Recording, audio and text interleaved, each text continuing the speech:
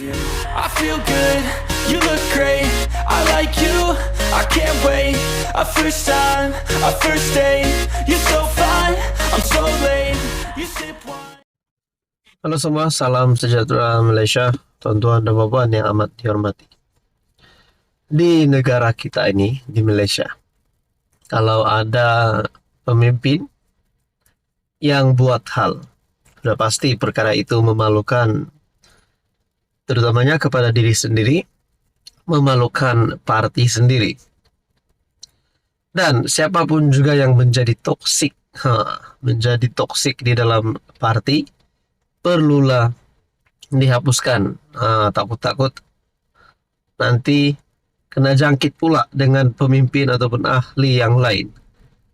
Saudara-saudara, tuan-tuan dan puan, polis panggil 2 adun PAS bagi keterangan himpunan di Menara Condong.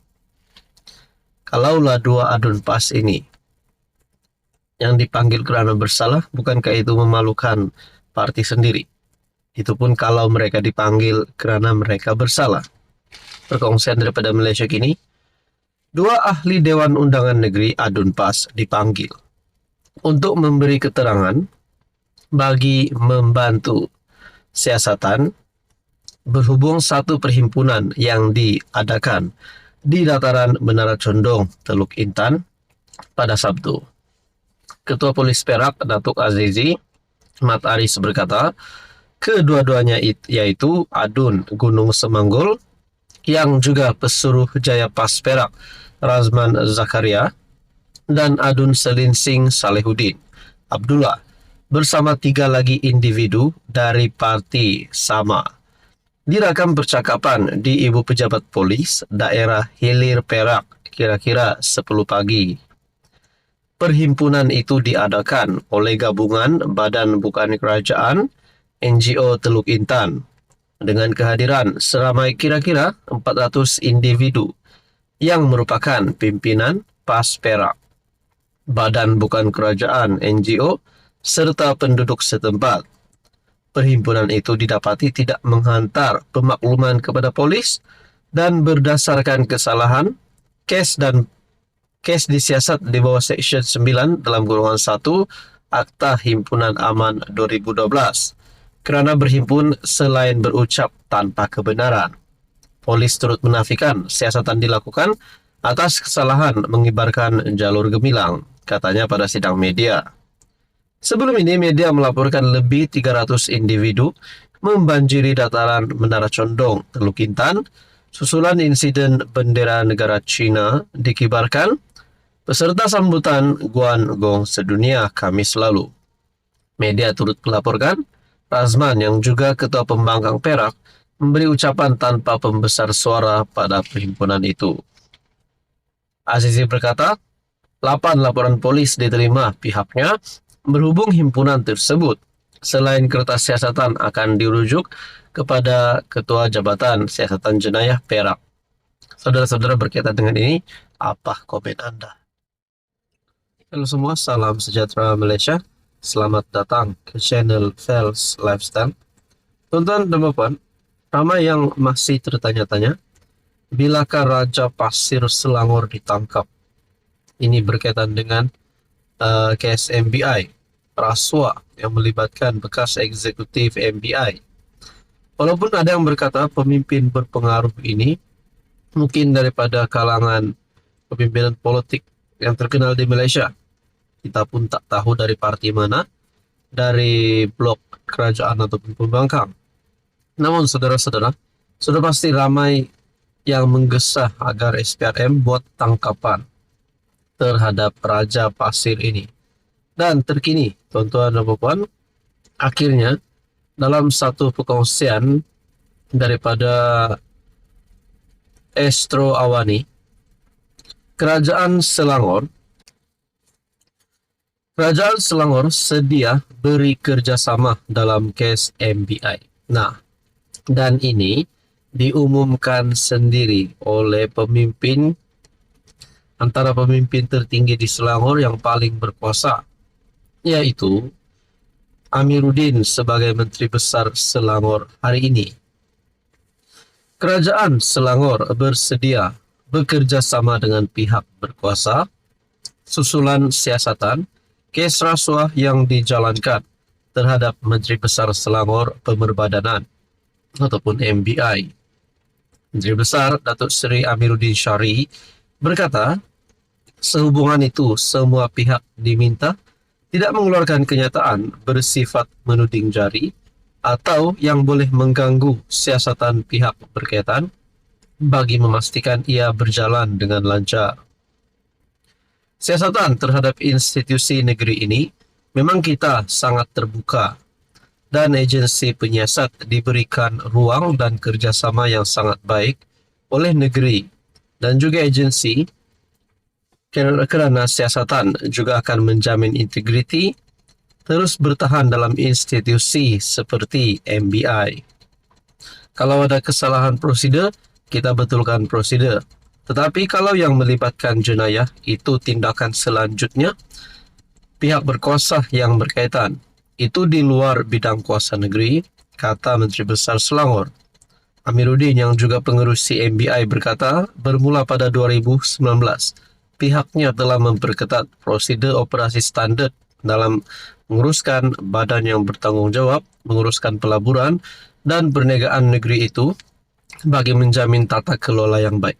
Ini adalah satu bukti kepimpinan daripada PH, itu Menteri Besar Selangor sendiri, antara contoh kepimpinan yang kita rasa boleh diteruskan bagi penggal yang seterusnya. Adakah ini bermakna Azmin Ali dah tak ada harapan lagi nak jadi Menteri Besar? Nah, saudara-saudara, berbalik kepada kes ini, akhirnya Kerajaan Selangor memberikan kerjasama dalam kes MBI. Nah, agak-agaknya siapa ahli politik berpengaruh yang terlibat dengan kes ini? Tuan-tuan, sekian saja. Tuan-tuan yang amat dihormati. Ini satu lagi berita yang pasti bagi saya mungkin ada agak memalukan sedikit. Adakah sebenarnya kepimpinan pembangkang ini takut dengan Anwar Ibrahim? Adakah sebenarnya kepimpinan daripada Perikatan Nasional ataupun pembangkang ini sebenarnya tidak berani untuk bersemuka, apatah lagi berdebat dengan Anwar Ibrahim, apatah lagi di dalam sesi soal dan jawab? Nah, mungkin itu menjadi pertanyaan kepada setengah orang. Saudara-saudara, ini perkongsian daripada Harapan Daily bertarik 29 Oktober. Top 3 pembangkang gaib ketika sesi PMQT.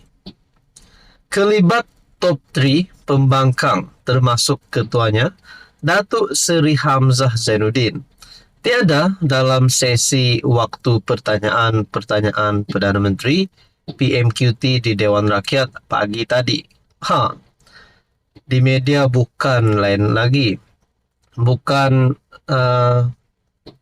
sampai nak kecam Anwar Ibrahim, cakap itu ini, malukan Anwar Ibrahim, serang PMX di media sosial. Tapi kenapa sesi waktu pertanyaan Perdana Menteri, yaitu PMQT, kenapa ada berita begini pula? Top 3 pembangkang gaib ketika sesi PMQT. Siapa lagi dua itu? Dua lagi wakil rakyat Perikatan Nasional yang gaib di Parlimen hari ini. Kalau nak cakap Hadi Awang, sebelum ini pun kita sudah dengar.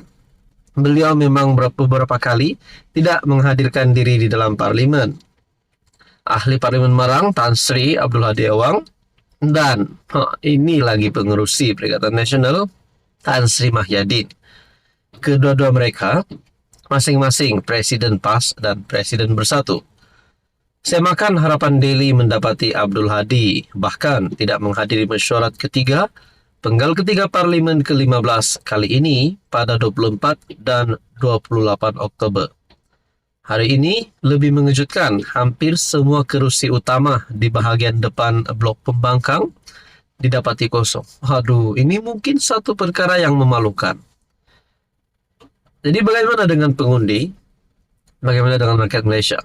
Apa komen Anda sekiranya Anda sudah mendapati bahwa top 3 ini tidak hadir sesi PMQT Dan juga di dalam kenyataan ini, lebih mengejutkan, hampir semua kerusi utama di bahagian depan blok pembangkang didapati kosong.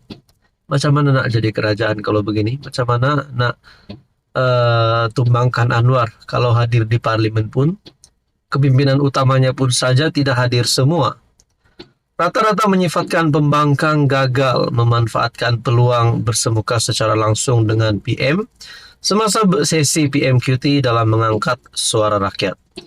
Antaranya pengguna X, Amir Hamzah, menulis pembangkang sebagai hanya bercita-cita besar mahu menjadi pemerintah. Ada juga berpendapat jika berada di barisan belakang dalam blok pembangkang, pastinya malu setiap kali hendak berhujah melawan PM.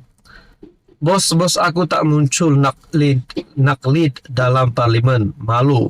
Tapi itulah pembangkang tiada otak, kecam Drap Ramon. Sikap pemimpin utama pembangkang yang tidak menghadiri sesi PMQT dianggap sebagai hanya baling batu, sembunyi tangan. Ketidakhadiran top 3 pembangkang dianggap bukti bahawa blok oposisi sekarang gagal melaksanakan peranan mereka sebagai semak dan imbang. Nah, saudara-saudara, ini pasti satu berita duka cita untuk kepimpinan pembangkang.